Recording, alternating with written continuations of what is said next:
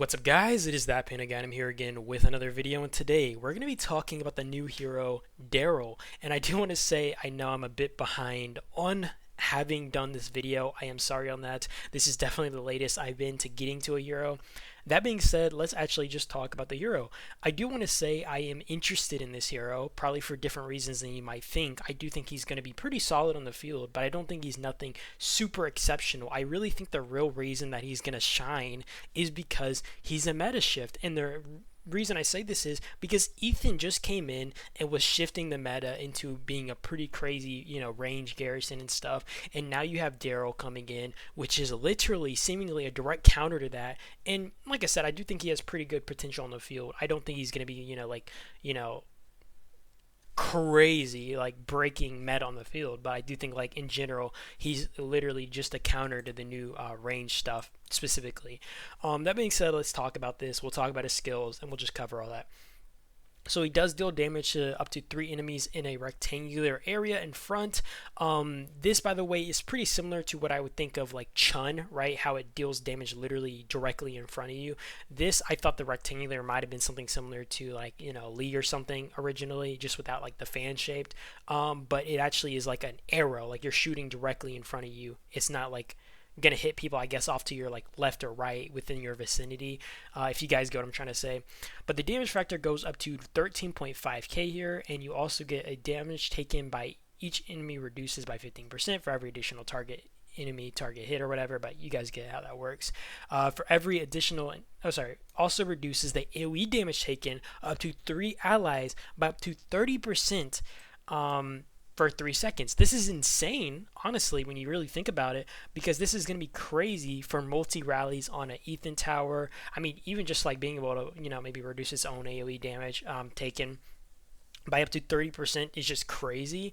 I find this is just nutty, man. This is going to be crazy, especially for Archipelago Raid where you're eating multiple rallies, and this is just debuffing any AoE damage taken, by your allied rallies. This is just going to be nutty, especially since only 3 rallies can hit. So I do think like this is literally just perfect.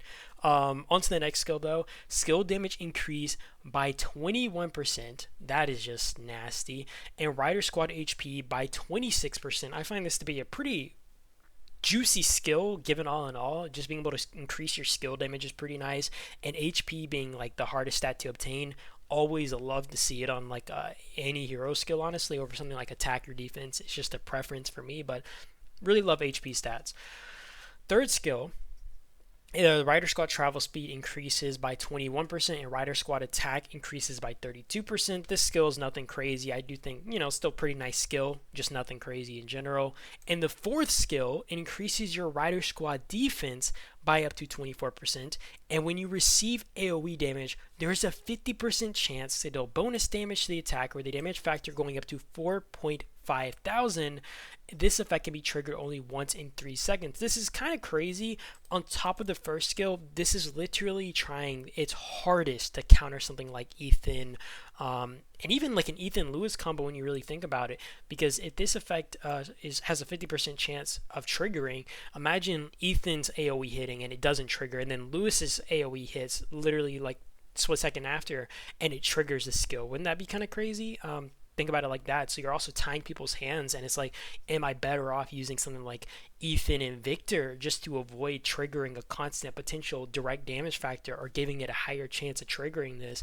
I don't know. It's just going to be kind of nutty, especially since the first skill also reduces any AoE damage taken by up to 30%, meaning that if you do have like the double AoE damage, it's like, what is the point when Lewis is still going to get debuffed right after the Ethans gets released. So I just find this to be kind of nutty, honestly.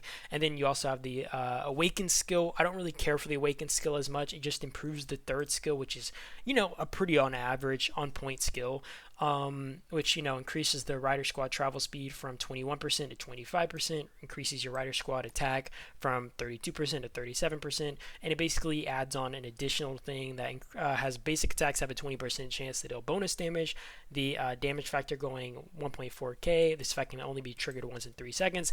I don't find it anything crazy. I mean, it's still a Awaken skill if anything, but honestly, I do think the most impressive things to me is just the first and fourth skill, being that is literally directly to counter counter a lot of the stuff that Ethan and them, like, being area of effect heroes, being range heroes in general, kind of are pretty reliant on this area of effect, or they're kind of like popular for that factor. I don't know.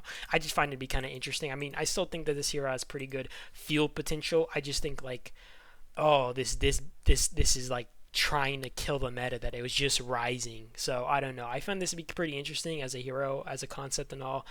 You guys let me know what you guys think about this though. I am interested in your opinions. You guys drop a comment, and I do appreciate you guys for watching as always. I do hope you guys enjoyed the video, and yeah, you guys have a great one. That's about it, and peace out.